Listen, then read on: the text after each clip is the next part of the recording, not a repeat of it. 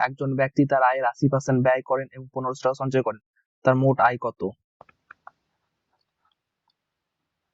ব্যয় সমান 80%, সঞ্চয় হবে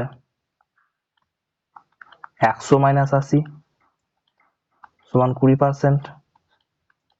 এই 20%ই হচ্ছে 1500 সঙ্গে সমান, কারণ তিনি সঞ্চয় করেন 1500 টাকা, 20% মানে হচ্ছে 1500 টাকা।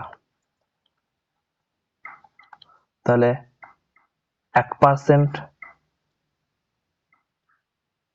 সমান 1500 বাই 20, 100% সমান 1500 বাই 20 ইন্টু 100,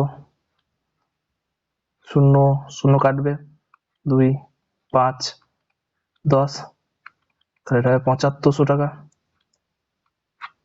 এখানে 100% মানে 7500 টাকা এলো। ব্যয় আর সঞ্চয় এই দুটো মিলিয়েই, এই দুটো একসঙ্গে তার আয় হয়, ব্যয় প্লাস সঞ্চয়।